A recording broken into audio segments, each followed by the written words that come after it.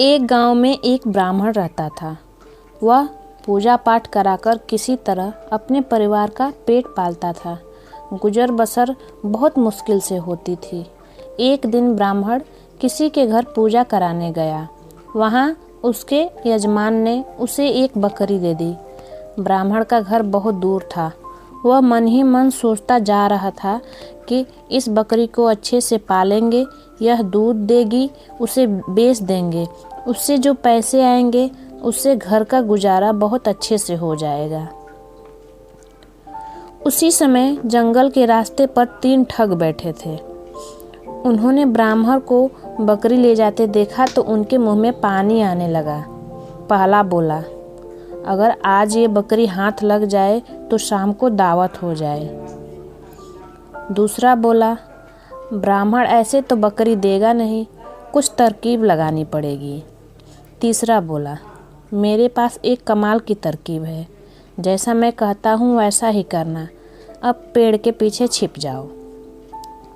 तीनों पेड़ के पीछे छिपकर बकरी हड़पने की योजना बनाते हैं।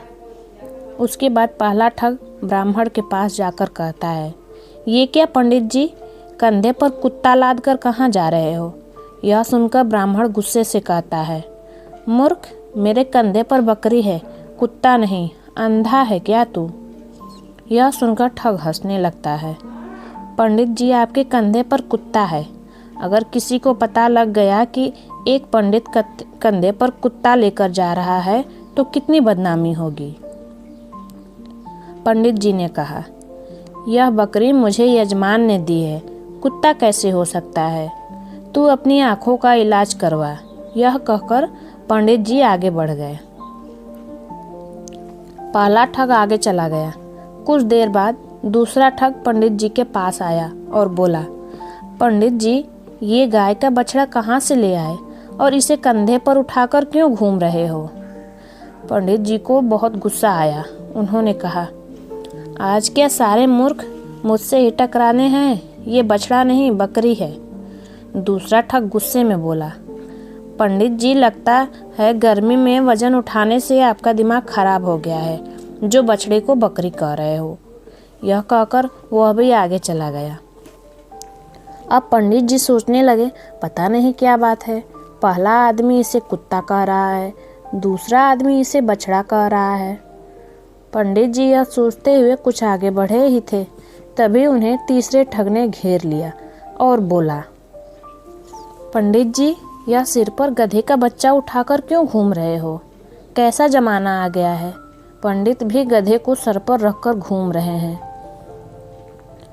यह सुनकर पंडित जी ने कहा, तुझे बकरी गधा दिखाई दे रही है, इसमें मेरी क्या गलती है? मैंने तो बकरी उठा रखी है, वो भी सर पर नहीं, कंधे पर।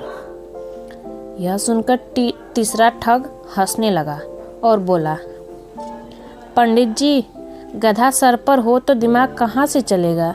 लगता है गधे का असर दिमाग पर हो गया है, जो गधे को बकरी बुला रहे हो। यह कहकर वह भी आगे चला गया। उसके जाने के बाद ब्राह्मण ने सोचा, कहीं यह कोई पिशाचनी या भूत तो नहीं, जो सबको अलग अलग जानवर के रूप में दिखाई दे रही है। मैं इसे घर ले गया तो मेरे घर में मुसीबत आ जाएगी। यह सोचकर ब्राह्मण ने बकरी को कंधे से उतार दिया और वहाँ से भाग गया।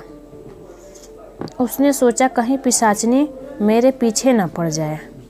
उसके जाने के बाद तीनों ठगों ने लपककर बकरी को पकड़ लिया और शाम की दावत की तैयारी करने लगी और खूब दावत का आनंद लिया।